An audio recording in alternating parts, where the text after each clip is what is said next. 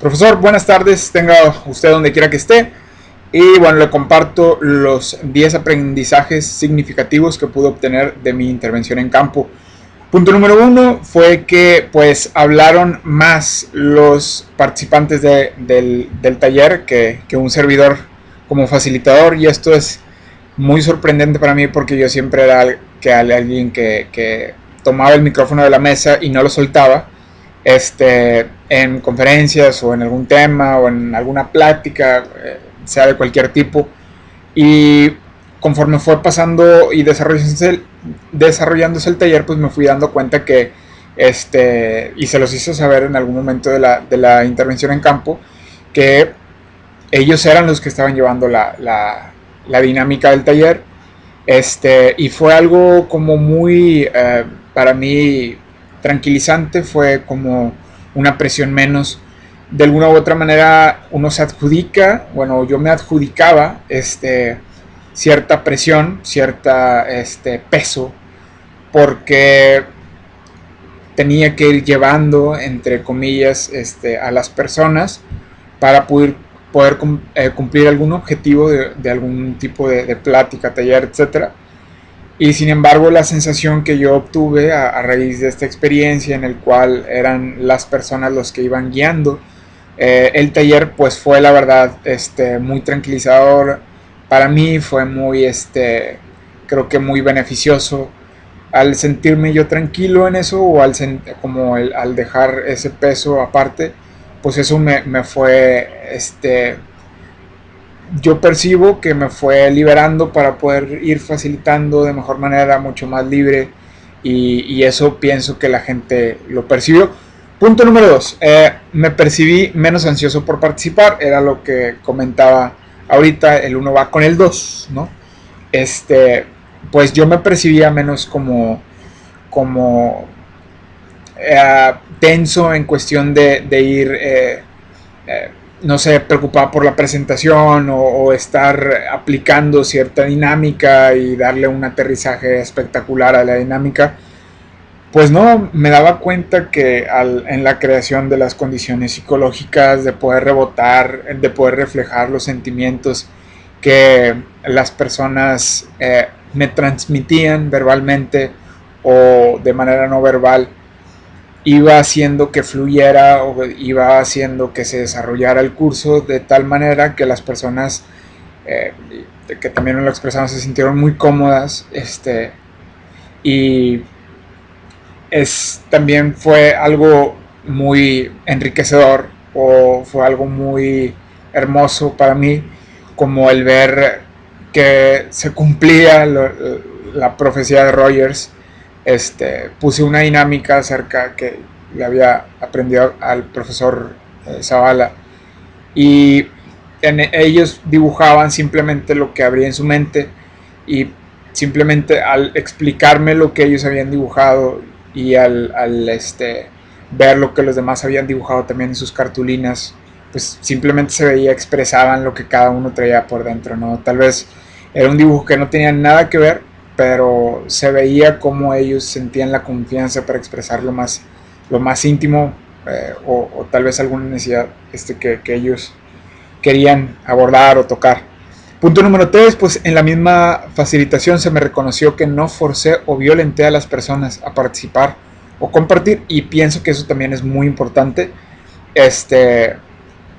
Me decía una persona, Aurora, es profesora también del UDEM, me decía que ella había asistido a ciertos cursos, a otros talleres, etcétera, y que de alguna u otra manera siempre, o en todas las ocasiones que ella ha asistido a los cursos, le pedían que forzosamente participara, que hablara de algo que tal vez ella no quería sacar, y me reconoció el hecho de decir de que, bueno, sabes que te admiro esta parte, que supiste respetar los límites, o que no me forzaste a participar, ni a mí ni a los demás. Entonces eso también pues fue como una medallita, un reconocimiento que acepté benévolamente, y que pues también me ayuda a seguir implementando en el futuro.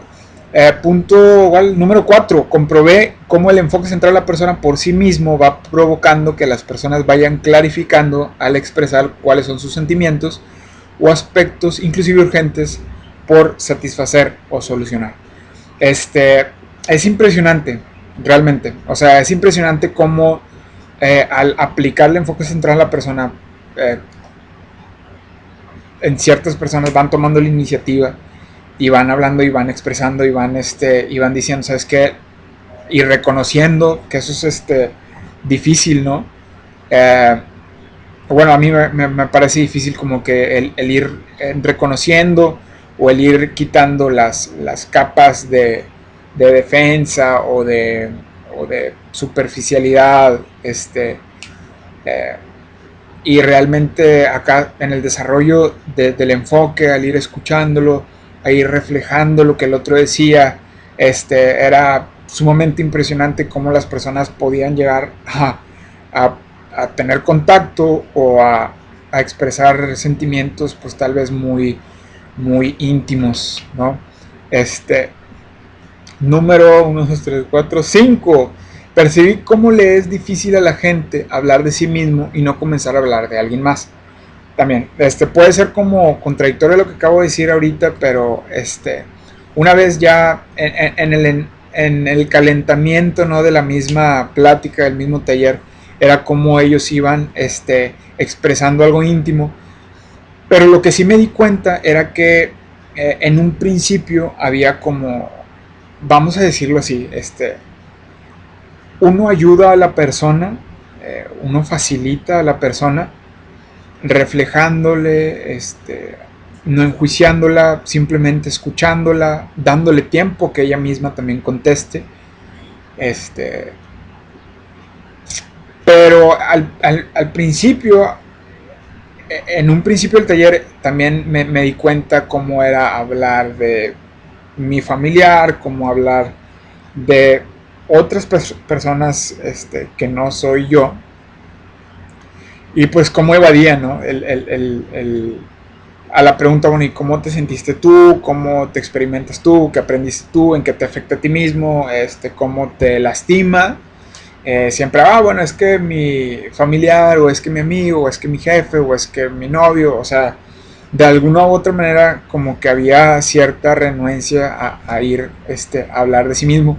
Al principio, de repente también se traba un poquito el carro a mediación o a 3/4 partes del curso, pero es como bueno, pienso yo, para mí como facilitador, ir identificando que, bueno, a la persona le damos... le hacemos alguna pregunta, alguna incoherencia, como decía el libro pasado, para poder señalársela de manera muy tranquila, a manera de pregunta o a manera de percepción propia, y ver si la persona responde. Si no responde, si no le rebota, pues la persona irá acomodando sus cosas, ¿no? Punto número 6. Comprobé cómo la aplicación de las 3 condiciones psicológicas crean una ambientación muy apacible, y cómo el ser humano reacciona también de una manera tranquila, sin violencia.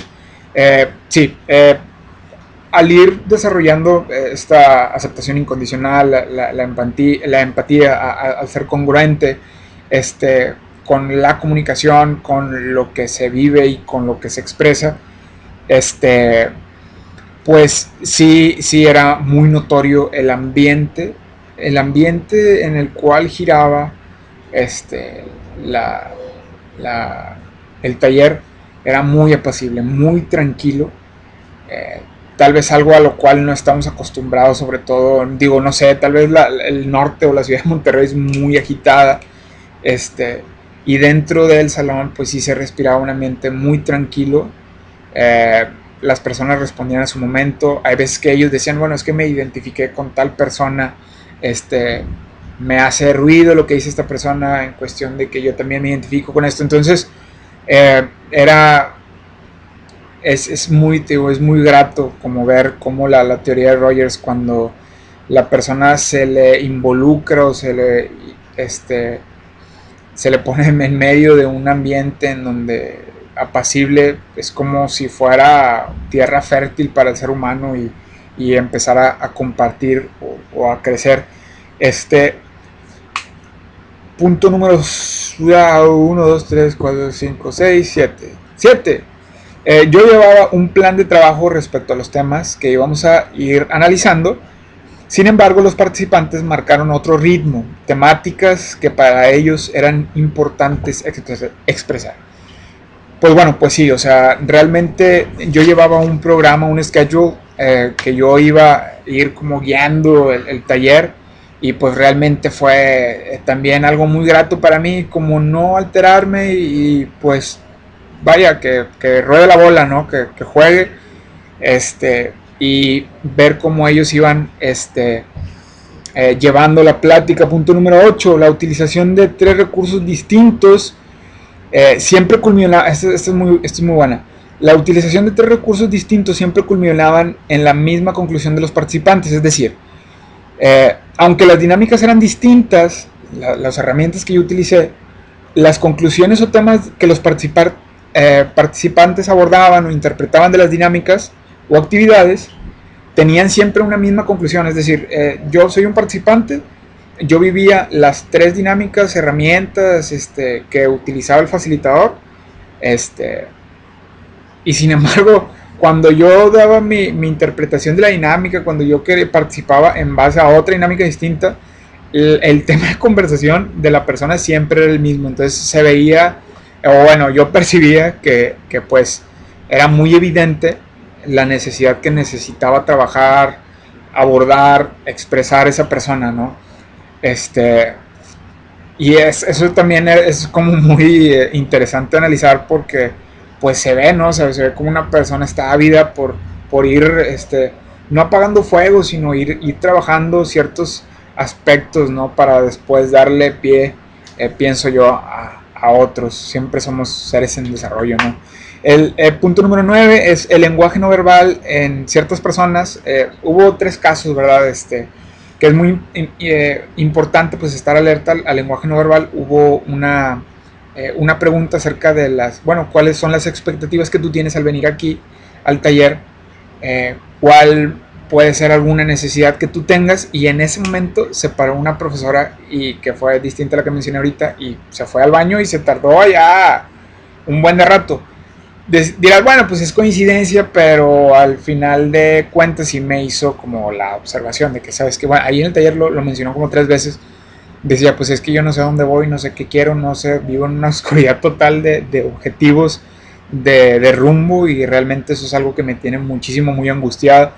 De repente cuando está hablando una persona y toca a Marlene, una amiga que asistió al taller, se le cortó la voz cuando habló de su mamá, ¿no? Entonces, al yo hacerle la observación de que, mira, yo noté que se te